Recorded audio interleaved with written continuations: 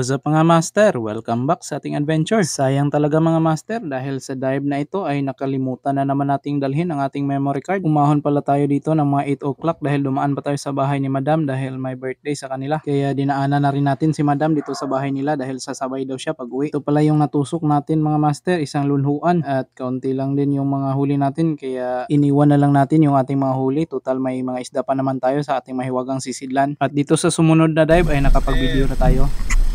Sa cottage mga master. Kami tatlo mga master ngayon magda-dive. Sana may biyaya dahil may buwan na at napakakalmado ng dagat.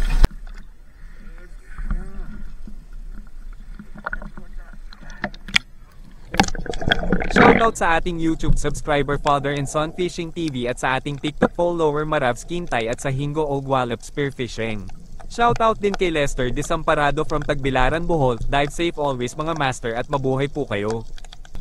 Malayo-layo na rin yung nalangoy natin mga master, ngunit ito pa lang yung natusok natin, isang pusit. Nagapisa na naman natin mga master kaya hindi na naman siya nakalayo at andyan lang siya sa ibaba, paikot-ikot, kaya madali lang natin natusok. At dahil medyo matumal talaga yung sampa dito sa direksyon na linalangoyan natin, kaya bumalik na lang tayo at lilipat tayo dito sa medyo malalim dahil dito tayo sa tabi dumaan, kaya susubukan natin dito sa medyo malalim at baka may mga mamaw tayo masasalubong. Medyo malinaw naman yung tubig mga master kaya hindi tayo nawawala ng pag-asa dahil ito talaga yung gusto ng mga pusit kapag malinaw yung tubig, pero kapag malabo yung tubig ay bihira lang talaga ang sampa ng mga pusit. At sa kagustuhan natin makahanap ng mamaw mga master ay nagulat talaga tayo pagtingin natin sa ibaba. Napakalapad talaga ng stingray na ito o isang pagi. Tingnan nyo naman mga master yung buntot niya, mas mahaba pa sa spear gun natin, kaya pinabayaan na lang natin mga master dahil alam talaga natin na manganganib yung buhay natin kapag sinubukan natin itong tusukin. Nasa humigit kumulang 10 kilo siguro yung stingray na yon. Buti na lang mga master may isa pang mamaw na nagpakita sa atin, isang good size na pusit.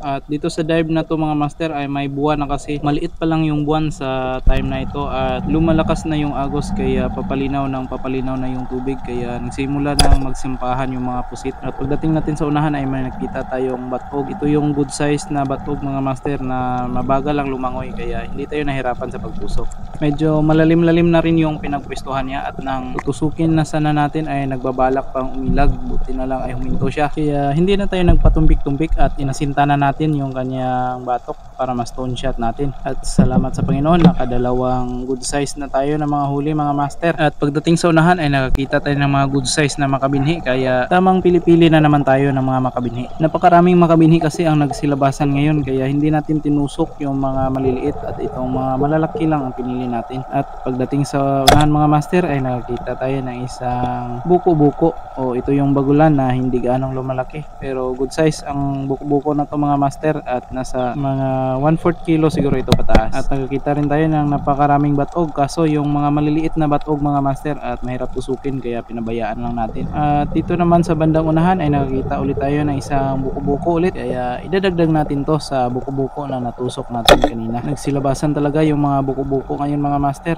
siguro ay naninibad sila dahil habang tinutusok natin yung mga buko-buko ay may parang kinakain silang mga maliliit na mga isda. At salamat sa Panginoon mga master, may mga buko-buko na tayo at may mga pusit pa. Sold na naman yung calamares dito at may nakita tayong batog ngunit ito yung batog na malikot kaya pinabayaan na lang natin dahil mapapagod rin lang tayo sa kakahabol niyan. At ito naman yung napakaraming mga maiilap na isda, napakarami talaga nila ngayon mga master at dumadaan sa harap natin at tinangka nating tusukin itong pinakamalaki sa kanila pero napakailap talaga kaya hinayaan na rin natin. May mga panahon talaga mga master na kailangan nating habulin yung isda pero may mga time din na napapagod din tayong humabol kaya kapag dumating yung mga time na yon ay sorry na lang talaga dahil hindi lahat ng panahon ay tayo yung naghahabol.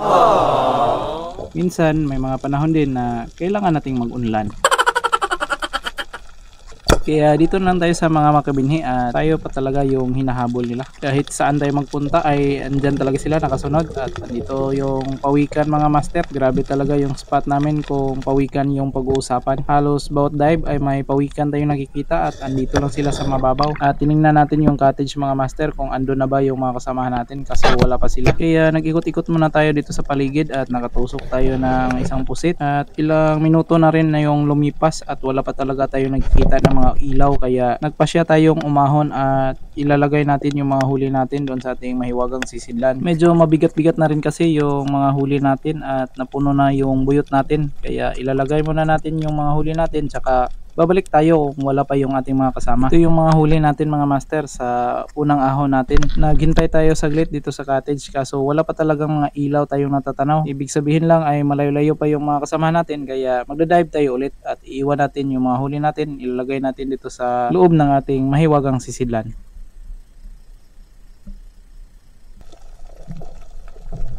At ito na nga yung pangalawang dive natin mga master. Dito lang tayo sa paligid nag-ikot-ikot at nakakita tayo ng isang golden trevally. At may mga trevallies din tayo na nakikita dito sa tabi. Kaya sinundan natin ang sinundan at nakatusok tayo ng isa.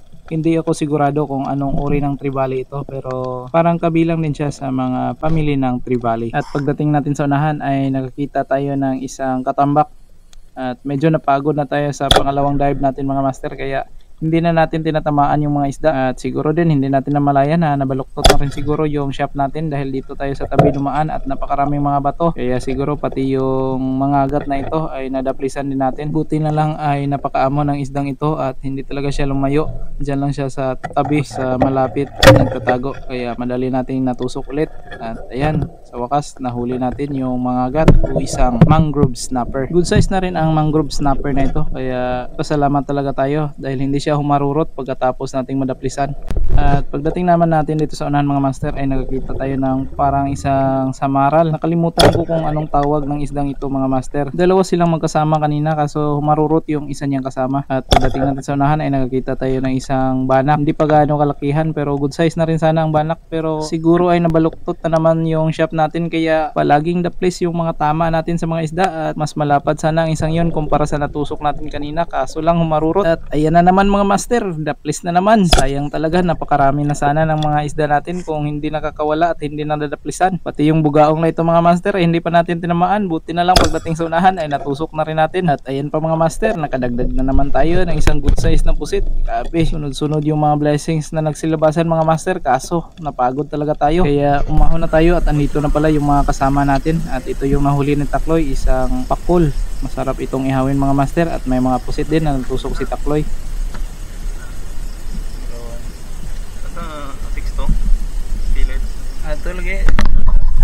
At yan na lahat yung mga nahuli natin mga master. Diyan na rin yung mga mangagat at yung mga ibang isda na nadagdag natin. Thank you Lord sa mga blessings ngayong gabi. Umabot pala yung mga bagulan natin at mga pusit ng 1.5 kilo. Sana ay nag-enjoy kayo sa ating adventure at kung umabot kayo sa bahagi ng bidyong ito ay maaaring mag-react, comment at share. Malaking tulong po yun para makagawa pa tayo ng maraming adventure. Maraming salamat mga master at hanggang sa muli.